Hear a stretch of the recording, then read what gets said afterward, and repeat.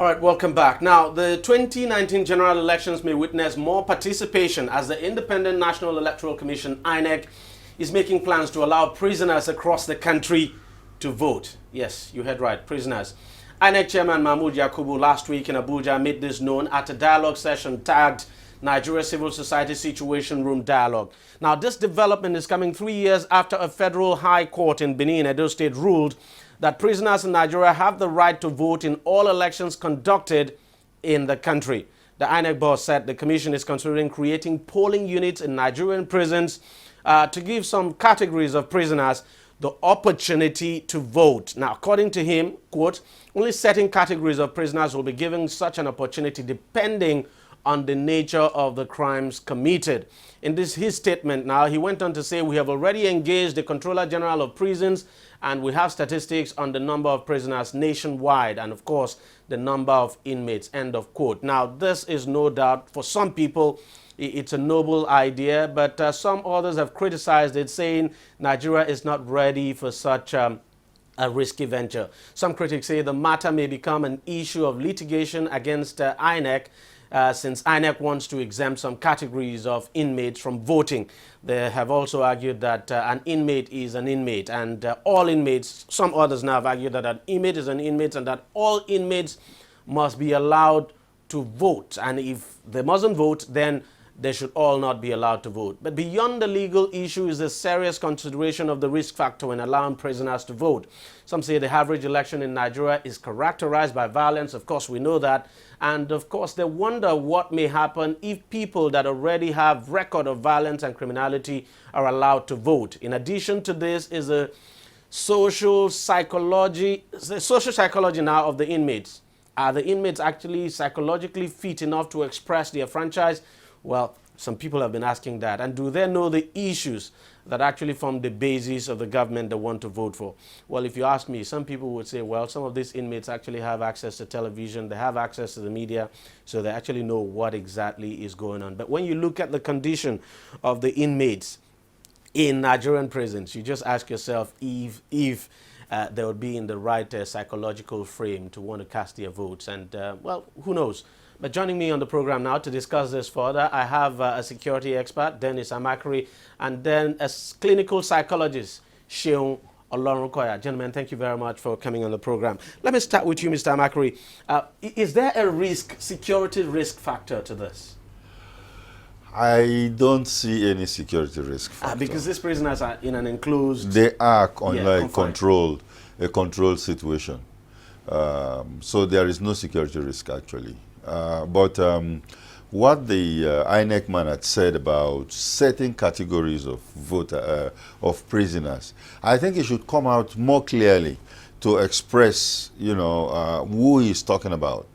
This particular situation... Maybe people on death row will not be allowed. Yeah, well, it's happened in the United States. They have the category where if you are on probation, you will not be able to vote until your probation is over. If you are a felon, that means you committed a violent crime or killed somebody, you will not be permitted to vote. And the reasons are very clear. If you killed somebody, it means you've taken the life of somebody. You've taken the right of somebody. To vote. Yes, of somebody to vote. So the state will deny you your own right. That's why if somebody commits a felony and he's sent to prison, it is not that person he killed versus him. It's the state, the people versus the person who committed the crime. So it's a situation where the criminal had already taken the right of somebody. So the state is also taking his rights. And one of those rights is the right to vote. So in your opinion, if there has to be some kind of categorization now, it should be along that line. Yeah, it should be along that line. Criminals who had, maybe people on death row should not be allowed to vote. People on probation should not be allowed to vote. But if you commit a common, what do we call it? Like even those awaiting trial. Yeah, of course, awaiting trials are not even criminals. They're not prisoners. And then you have others that have just done petty crimes, like steal some money or, those people can be allowed to vote. And there are certain states... And you don't think that's discrimination? It's not discrimination. It is categorization.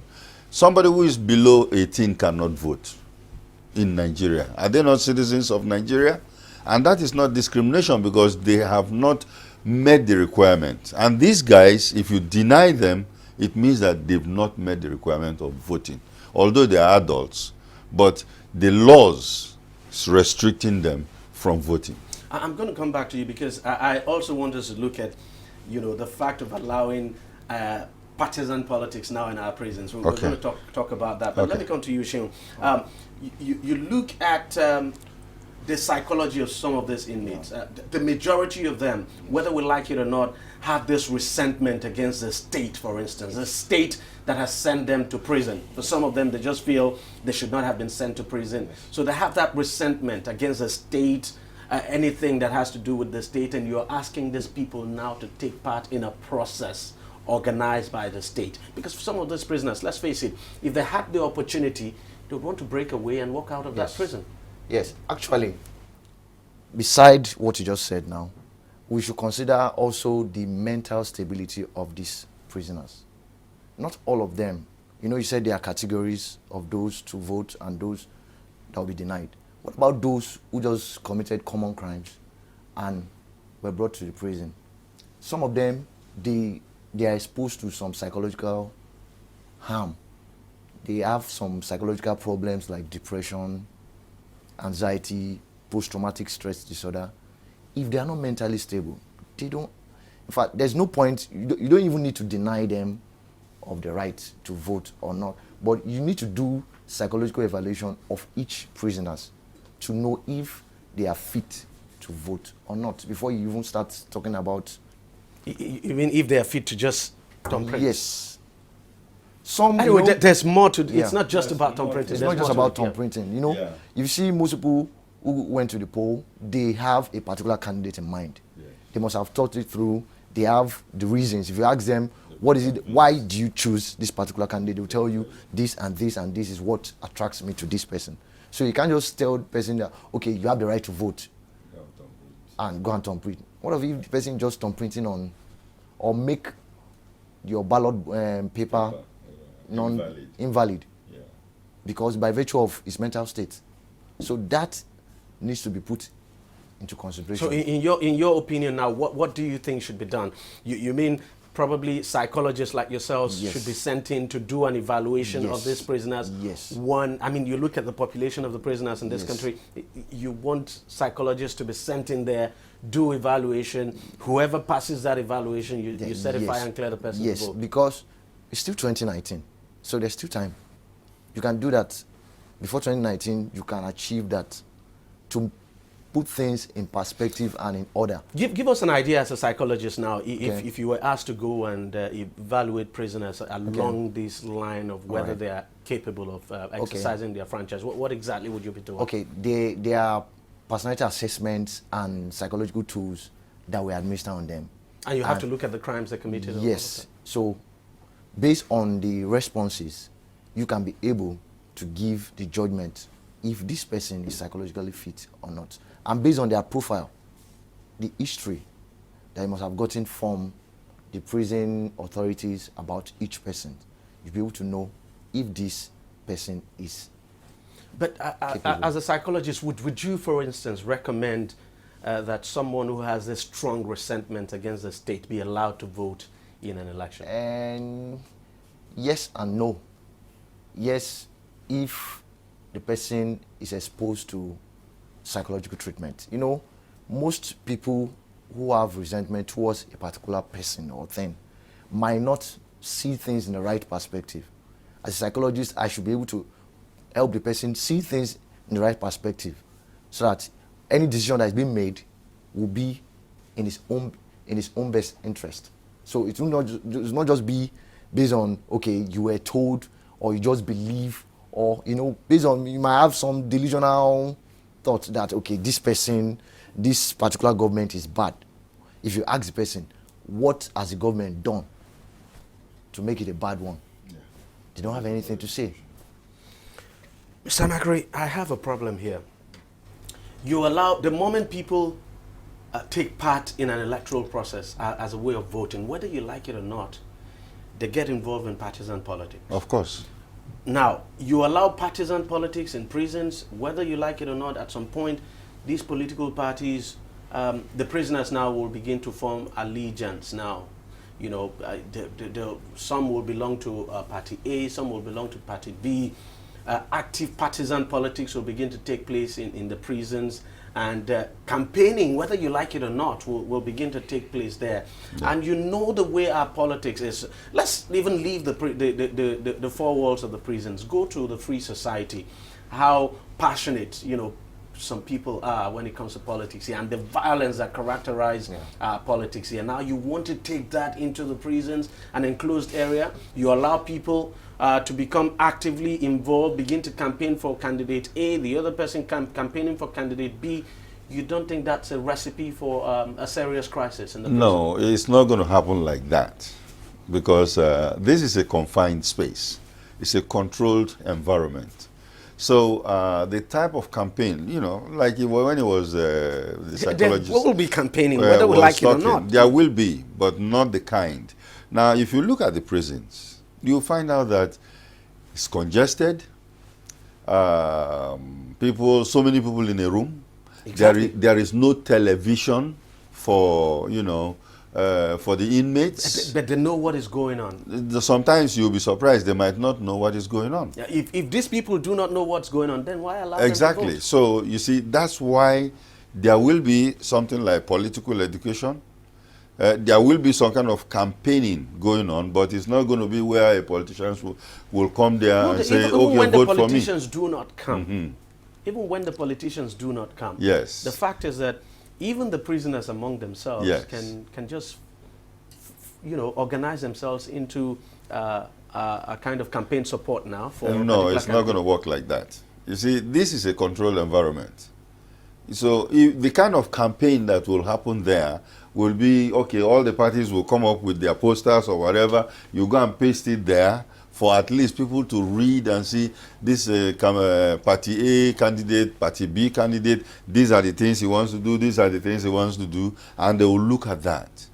And then that's the end of it. But would it be fair to allow people who have not been exposed to, you know, the information that people like you outside have access to? I mean, they should be exposed to the media. They should be able to follow what is happening. Exactly. And that's where you begin to form some of these, you know, active political opinions. Very true, very true. And that is why before they will allow these people to even vote, they should be exposed to some kind of political education. They have to make up their minds. You don't lock me up, and the way the Nigerian prison system is, look at them. They're just sitting down there, no movement, nothing. They're just there. Sometimes disease is disturbing them and all the rest. Yeah, and that's what hunger, we're saying. You're asking and then suddenly you bring them, today is voting day. Party A, Party B, Party C, start voting. It's presumptuous. You know, it's not something that you want them, you know, you are just forcing them to do the voting. And that is not the reason.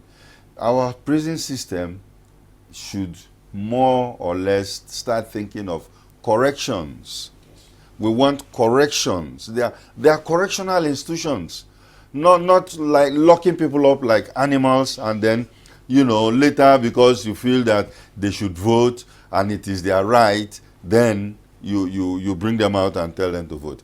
Even the judgment of Edo State High Court is not binding on other states. Of course, it's not. You know, so other states can decide to say, no, we don't do that. Even in the United States, you know, only 2 states have allowed prisoners to freely vote. Others are saying, no, you cannot. So there must be, and in those places, political education is very, very common. You listen to radio, you listen to TV, you can see debates, you can do everything. Those things are not available in our prisons. All right, let's just take a short break now. When we come back, I want us to look at the dangers involved in allowing this idea. And let's ask ourselves if indeed Nigeria is ready for this thing. I mean, for prisoners now to vote in 2019. We'll be right back.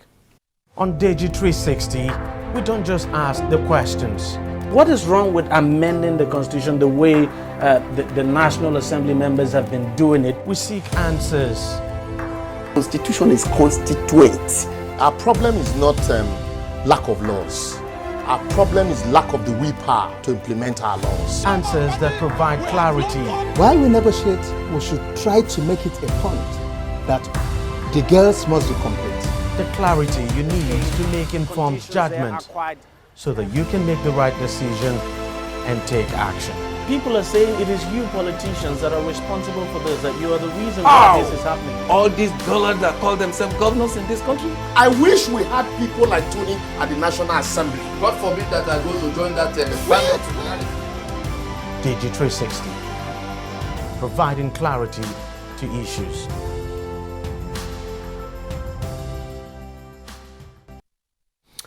Welcome back. And I'm still with, of course, Mr. Dennis Amakro, who's a security consultant, and Seun Olorokoya, a clinical psychologist.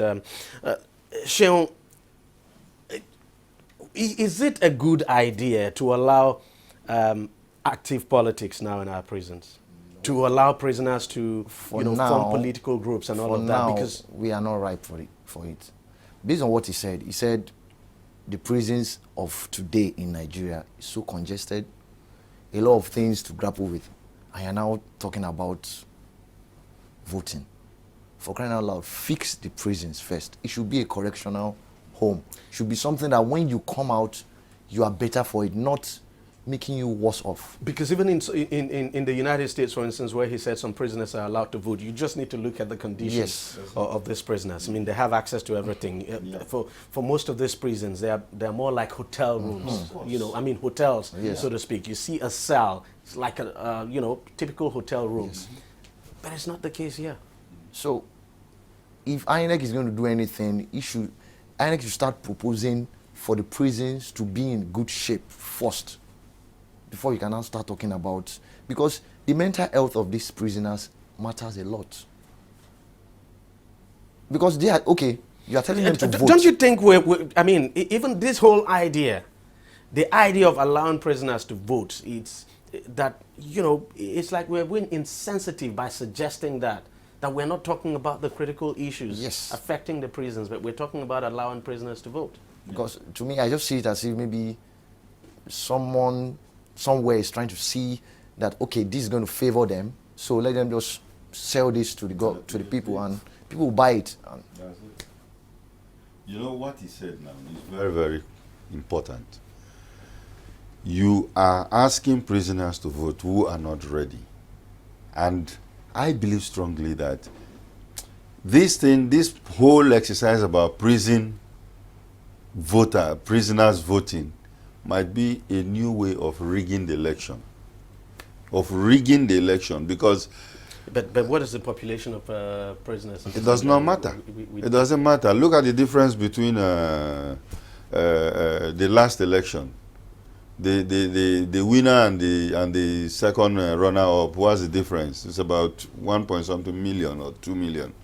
And let's just hope before the program ends that my producer is going to give me that detail now. If you get the difference in the prisons and add it up to some other ones, it could make all the difference.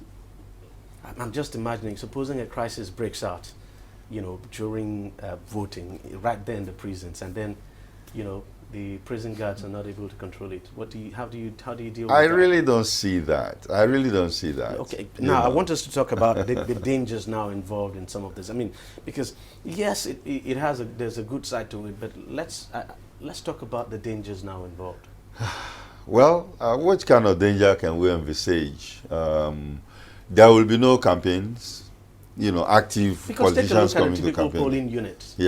Out there. I mean, I have covered elections in this country. We know what goes on in polling units. Sometimes, a crisis erupts and it goes out of control. Even the policemen you have there would not be able to deal with the situation. You don't want that kind of thing to happen in the prisons. I don't know if you've been to a Nigerian prison Of before. course I have. You have? Yes, I have. You find out that... And I know how sometimes even the prison warders struggle to the only thing that causes real problem in prisons, in Nigerian prisons for instance, is food. When there is no food, or And they give them a little there's food, and never there'll be always riots. enough food. We know that. So Yeah. these guys are But, always hungry. Yeah, Some but kind of food they give to them. right now, and nonsense kind of food they give to them. But when you come to think about voting, they say, hey, guys, you are now going to have the opportunity to vote. And you go inside that booth and do your voting. You go inside here and do your voting. And they go in and vote and come back. There should be no problem. It's a controlled environment. You can control that. Unlike the outside society, where people can even come and collect the ballot box and run away. Anything can happen in the prisons. Not in the prisons. Anything can happen. Because sometimes when they come out, they are allowed to freely mix and mingle. Things could go wrong. And things usually go wrong. Things usually go wrong. To me, what could possibly go wrong would be maybe the prison staffs might manipulate a lot of things. And they might even threaten the prisoners. Oh boy, this person you must vote for. If you misbehave, you know what's going to go on. So, you know, when you threaten prisoners, they have no choice but to tilt towards your wish. That is what I think. As it is today in Nigeria, do you think we're paying attention now to the psychological state of these prisoners? Are we doing enough in terms of... because I'm not aware that psychologists are sent in there once in a while, for instance. I think I was in a training 2 months ago, and I happened to meet with one of the top staff in Nigerian prison, Ikoyi, and she was sharing the horrid life that those prisoners live. Ikoyi? Yes. And that is supposed to be a good prison. Yeah. And when we got one. talking, I was not saying, is there nothing that can be done? He said, yes, they have psychologists, but they don't have resources. Resources is crippling their impact. They can't do anything. They are just there, but what about the resources for them to function? It's not there.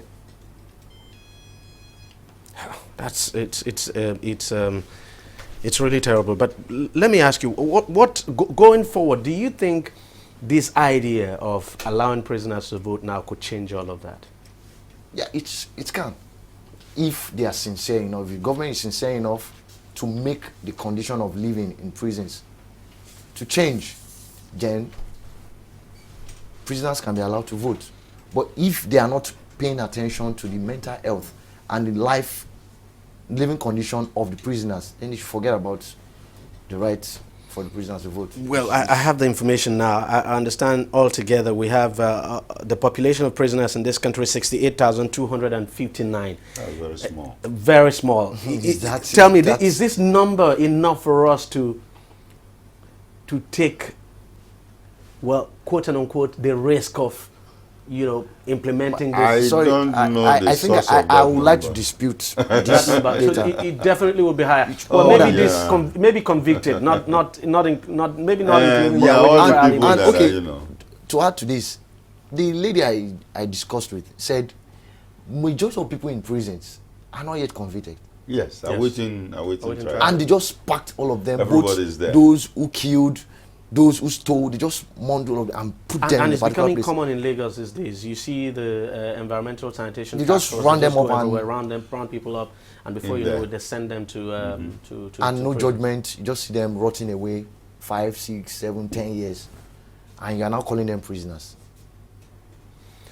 Finally, do you think 2019 is the right time for us to do this, or shouldn't we give this some time before we do it? Like we've been discussing here, I don't think INEC is ready for this. The prisoners are not mentally ready for this. The environment is not correct. It's not ready for it. I would even want Nigerian journalists to go into those prisons. You know, go in there, do some investigative reporting and go in there and then see the environment and then tell Nigerians what is actually going on. The prisons are not exclusive zones. You can actually go in there to visit people. You can go in there to look at what is going on. So if they feel that the prisons are okay and they want people to vote there, they should open the doors and let journalists go in there and even talk to prisoners Yeah, because And- we actually haven't heard from the prisoners Yeah, themselves. talk whether to them this and is what they see really what do you want. think.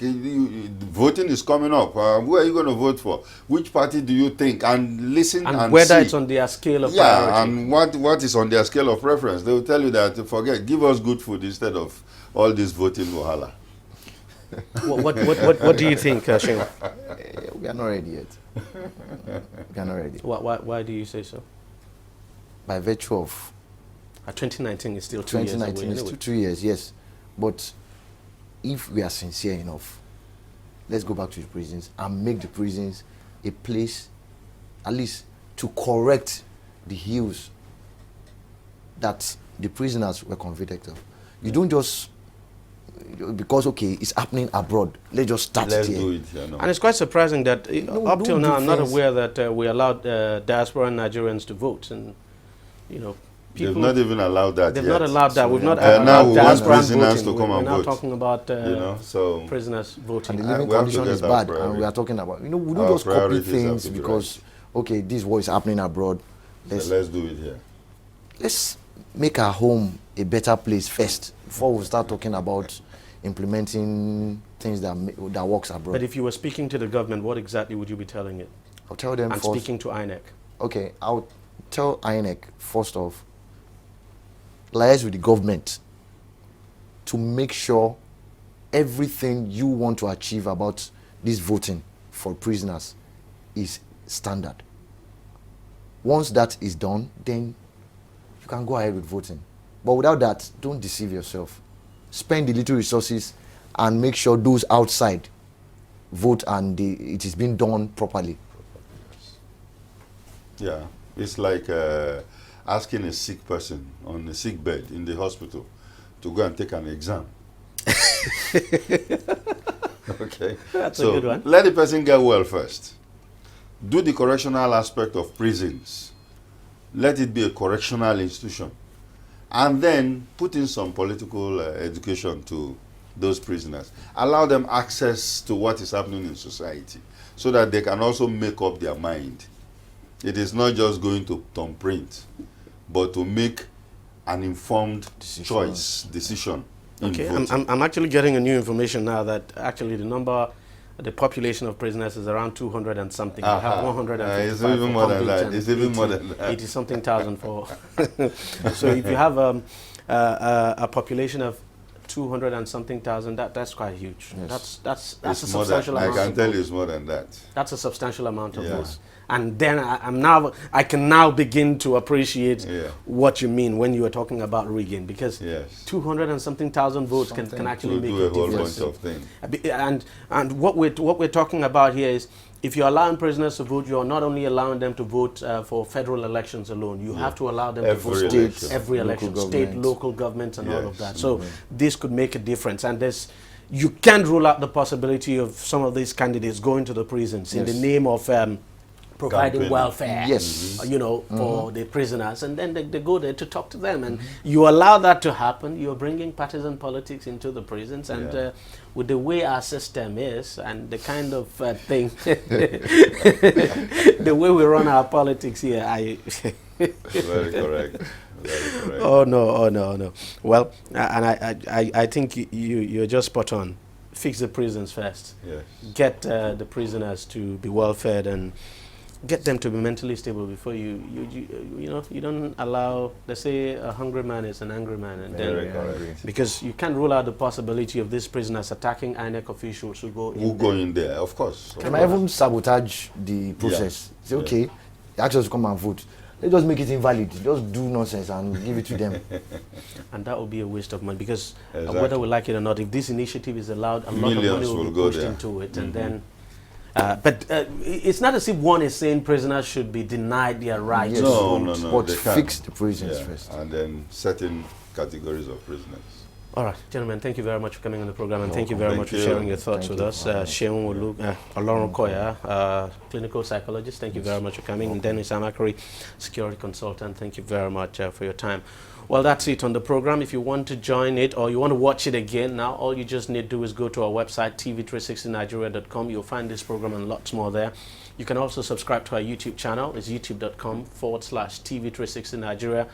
Do subscribe now for more videos and updates. You can join us on Google+, TV360 Nigeria, or like us on Facebook. The address is facebook.com/TV360 online. You can also follow us on Twitter. Our handle is @TV360 Nigeria.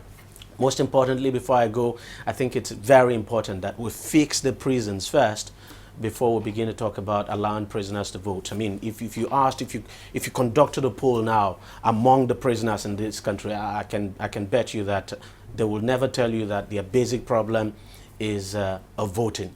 The basic problem, of course, is far more than that. Let's get our prisons fixed. Our prisons are over congested. People are packed into cells like, well, if you like, sardines. You just need to fix that. You need to fix that. If we're able to fix that, then we can begin to talk about, well, that luxury, if you ask me, luxury of allowing people to vote, because it's a lot of luxury when you consider the conditions of prisoners in this country. But thank you very much for watching. We'll see you again next week.